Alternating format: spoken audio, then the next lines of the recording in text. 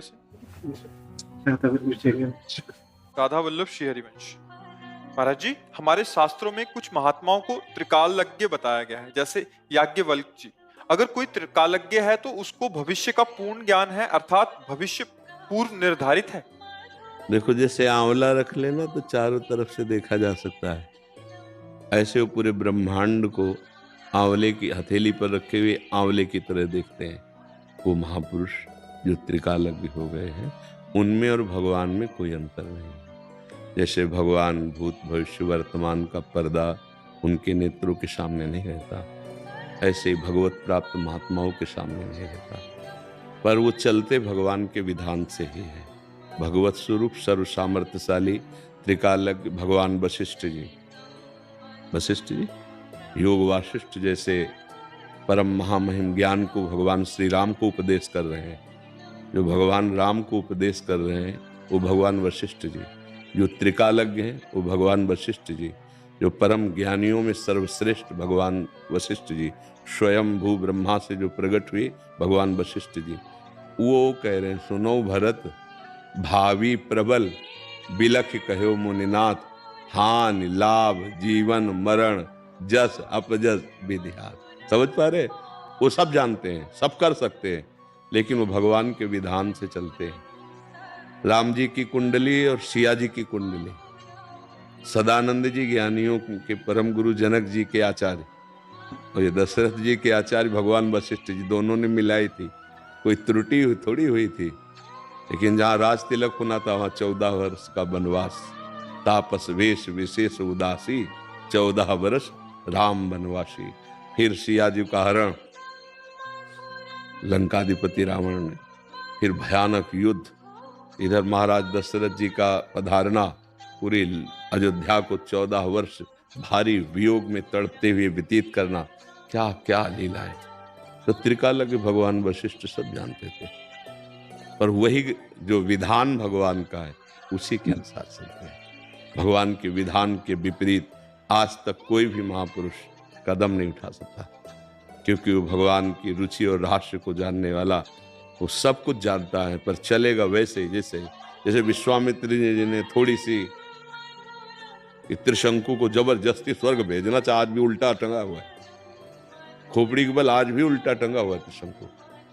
भगवान के विधान को जानने वाले भगवान के विधान से बिलक नहीं जाएंगे, यद्यपि वो त्रिकालज्ञ हैं, सर्वज्ञ हैं, सब जानते हैं। समझ पा रहे हैं महाराज जी? तो फिर अगर सब कुछ पूर्व निर्धारित है तो हम क्या कुछ पूर्व निर्धारित है, सब कुछ नहीं। भगवत प्राप्ति पूर्व निर्धारित नहीं है, भजन पूर्व निर्धारित नहीं है, त्रिकालज्ञ होना पूर्व निर्धारित नहीं है, ब्रह्मबोध होना पूर्व निर्धारित नहीं है। पूर्व निर्धारित शुभ और अशुभ कर्म के अनुसार स्थूल शरीर की क्रियाओं को है कि आप सुखपूर्वक जीने जा रहे थे, बुरा प्रारब्ध आ गया, मिटिया मेट कर दिया सारे सुख साधनों को। तो प्रकृति जन्य उस पर प्रारब्ध का प्रभाव है, लेकिन परमात्मा जन्य नहीं है। वहां तो मान लो भगवान के अवतार में भगवान ने अवतार ही लिया था, असुरों का संहार और ऋषि मुनियों को सुख देना। अब राजा बन करके जो कार्य नहीं हो सकता था वो बन जा करके भगवान ने किया। लेकिन यहाँ प्रारब्ध भोग जो सुख दुख आता है पूर्व निर्धारित होता है, वो केवल शुभ अशुभ कर्म ही तो है ना, उनका परिणाम सुख दुख है ना। वो केवल स्थूल सूक्ष्म शरीर के ऊपर ही प्रभाव डाल सकता है, अपने ऊपर नहीं डाल सकता। जो मैं तत्व है उसके ऊपर नहीं डाल सकता। हम मनुष्य योनि में आए हैं स्वरूप बोध करने या भगवत प्राप्ति करने, प्रारब्ध क्या बिगाड़ लेगा इसमें। शुभ अशुभ कर्मों को तो हम विध्वंस करेंगे भजन बल से, परमात्मा प्राप्ति के लक्ष्य से भजन करते हुए, साधना करते हुए शुभ अशुभ का नाश करके हम परम पद में आरूढ़ होने आए हैं। शुभ अशुभ को भोगने केवल पशु की तरह नहीं आए हैं। यह शुभ अशुभ केवल भोगता पशु ही होता है। मनुष्य जो होता है शुभ अशुभ दोनों से ऊपर उठने के लिए आया है। समझ पा रहे हैं? हाँ, खूब नाम जप कीजिए और साधना कीजिए, संयम पूर्वक रहिए, चाहे गृहस्थ हो चाहे विरक्त हो, अपनी अपनी मर्यादा अनुसार, तो भगवत प्राप्त हो जाएगा। भगवत प्राप्ति हमारे प्रारब्ध में नहीं लिखी, ये हमको पुरुषार्थ के द्वारा, साधन भजन के द्वारा प्राप्त करने के लिए अवसर दिया गया है। ये मनुष्य देह परम पुरुषार्थ भगवान की प्राप्ति।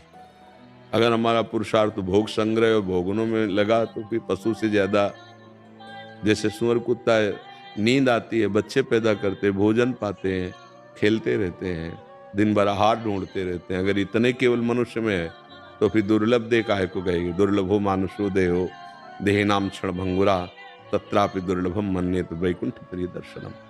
ये दुर्लभ देह मनुष्य की इसीलिए है कि भगवान और भगवान के प्यारों का हमें साक्षात्कार हो जाए। भगवत प्रेमी महात्माओं का संग भगवान की कृपा से मिलता है और भगवत प्रेमी महात्माओं के संग से भगवत प्रेम प्राप्त होता है। इसलिए ये हमारा पुरुषार्थ होगा। इसको हम प्रारब्ध में लेके नहीं बैठ जाएंगे कि जो होगा सो वही भोग लेंगे। नहीं, ऐसा हम कोई पशु है कि भोगते चले जाएंगे। हम उन भोगों को मिटाएंगे। हम भगवान के अंश हैं, अविनाशी हैं। अब हम कर्तव्य करेंगे त्रिगुणातीत। नाम जप किया, जो कर्म है भगवान को समर्पित किया, उनकी लीलाओं का गायन किया, लीलाओं का चिंतन किया, ये त्रिगुणातीत है।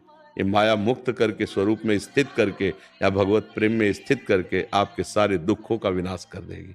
ये करने के लिए हम आए, केवल भोगने के लिए थोड़ी आए।